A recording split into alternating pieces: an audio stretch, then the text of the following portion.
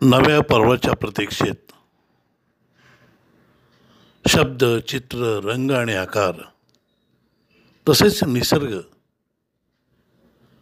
यांच्यामध्ये सहजतेने रमणारी ज्येष्ठ आणि कमालीची संवेदनशील कवयित्री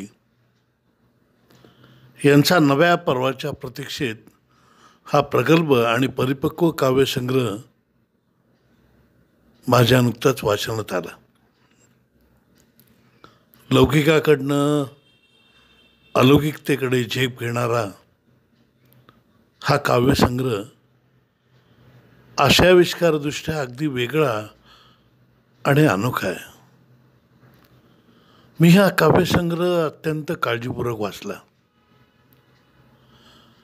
बेटे नवे राई, मार्च 2020. आणि त्यानंतर गेल्या 3-4 वर्षातील जवळजवळ 49 कविता या संग्रहात कवयित्रीनं समाविष्ट केल्या आहेत. या कविता पावला पावलांनी परिपक्वतेकडे सरकताना मला दिसल्या.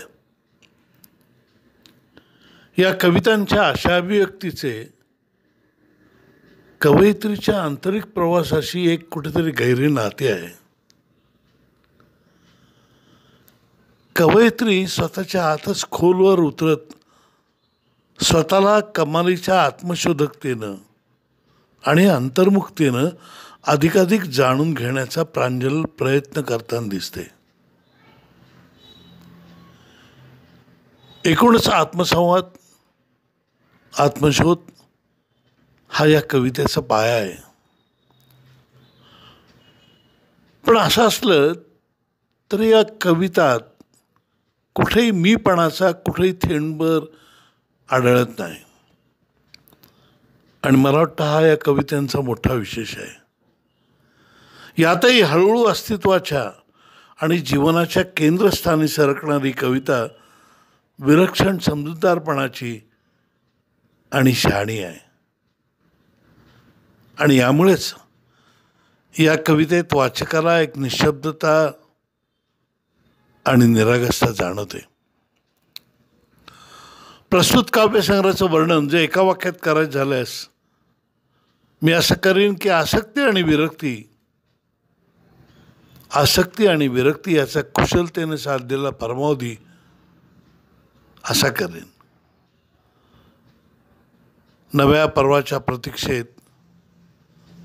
असं या काव्यसंग्रहाचं शीर्षक आहे. आणि या संग्रहाच्या अर्पण पत्रिकेत कवयित्री म्हणते, माझ्या लेखन प्रवासातील या सार्थकाच्या वळणावर कृतकृत्य मनानं मी उभी आहे नव्या पर्वाच्या प्रतीक्षेत. मला कोणत्या पर्वाची प्रतीक्षा आहे कळत नाही,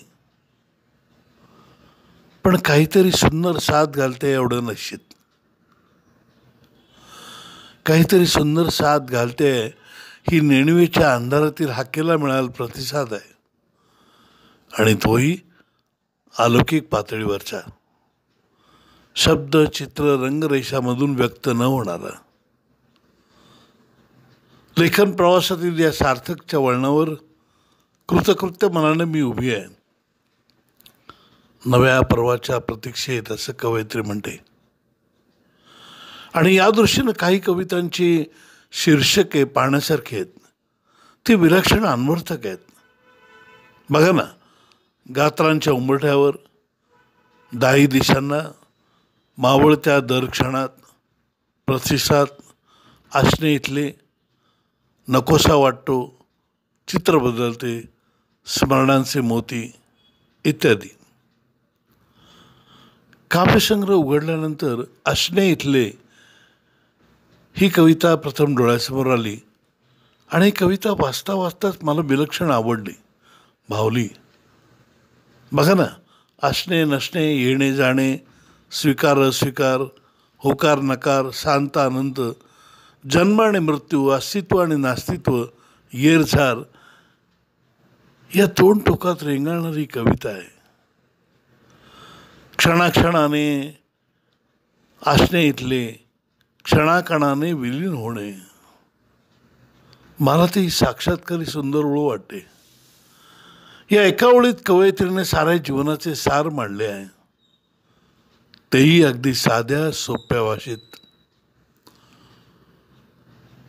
रोजचा दिवस संपतो तेव्हा त्याचा मृत्यूच होत असतो. दुसऱ्या दिवशी फिरून आपण पुन्हा जन्मतो, रिबॉर्न. पुनर्जन्मच असतो तो. रोजच्या रोज स्वतःला मारायला हवे आणि दुसऱ्या दिवशी पुन्हा नव्यानं जन्मालाही हवे. दिवसागणिक मेंदूच्या काही पेशी मरत असतात आणि पुन्हा नव्यानं जन्मतही असतात. काही नाती तुटतात आणि काही नव्यानं जुळली जातात, पण त्यात आपण नव्यानं जगायला लागतो. आपण नुसती त्याची ये-जा पाहत बसतो. हाती उरतो तो वर्तमानातील हा क्षण. आणि म्हणूनच गोविंदाग्रज म्हणतात, क्षण एक पुरे प्रेमाचा, वर्षा पडो मरणाचा. कवयित्री म्हणते ते अगदी खरं आहे की जीव मुसाफिर सागर तीरी ये जा. आणि ह्याच्यामधला जो संधिक्षणातला बाल करतो आशने इथले, आणि हे जीवनाचं फार मोठं सत्य आहे. फारच छान. या कवितेवरून मला असं जाणवलं की नव्या पर्वाच्या प्रतीक्षेत हा आसावरी यांचा नवा कविता संग्रह निश्चितपणे अत्यंत प्रगल्भ आणि परिपक्व असणार यात शंका नाही. आणि अखेर तसेच झाले. आपल्या मनोगतात कवयित्री म्हणते, आत्तापर्यंत आयुष्याने दाखवलेले वेगवेगळे रंग शब्दात भरून कविता लिहित राहिले. कवितेविषयी वाचत, लिहित, बोलत राहिले. शब्दांनी मला आणि मी शब्दांना बरेच काही भरभरून दिले, घेतले. या कवितांमधनं व्यक्त होता होता मन आता रितेवू लागलंय. पण आतून वेगळ्या समृद्धीची चाहूल देणारे समाधानही वाटते आहे. मी आता वाट पाहत नाही कवितेची, तरी अचानक काहीतरी सुचते कविता. आणि म्हणूनच या कवितेत आसावरी लिहिते. कवितेचं शीर्षक आहे म्हणूनच अनाकलनीयतेच्या वजाळ्यात हरवायला होतं, कासावीस होतो जीव. त्या प्रत्येक वेळेला मी साथ घालते त्यांना आणि ते धावून येतात होकायंत्र म्हणून. सारांश निणिवेच्या अंधारातून फुटत फुटत आपलाच फॉर्म आपल्याबरोबर घेऊन येणाऱ्या या कविता आहेत. आणि म्हणूनच यात मुक्तके आहेत, कणिका आहेत. काव्यसंग्रह अखेरच्या पर्वात काव्यसंग्रहाच्या छायाचित्र, चौकटी आणि दृश्य नावाची 36 कवितांची मालिका आहे. हा अगदी आगळा वेगळा पण अगदी यशस्वी असा प्रयोग आहे. या संग्रहातील काही ओळी मला तर साक्षात्कारी वाटतात. कवयित्री लिहिते, शब्दांना तर वरदानच असते अखंड कौमार्याचे. कोणीही वापरले तरी राहतात ते कोरे, ताजे, टवटवीत. दुसऱ्या एका कवितेत कवयित्री म्हणते, गात्रातील रात्र सरावी जगण्याचा उत्सव व्हावा. गात्रातील रात्र सरावी जगण्याचा उत्सव व्हावा. शिवसुंदर जे जे त्याचा जीवास वेध लागावा. क्या बात आहे. दुसऱ्याकडे कवयित्री म्हणते, प्रत्येक हुंदका मी जागीच कैद केला. आणखीन एका कवितेमध्ये कवयित्री म्हणते, पेन टेकवले कागदावर, त्याला कोणतीच आज्ञा नव्हती.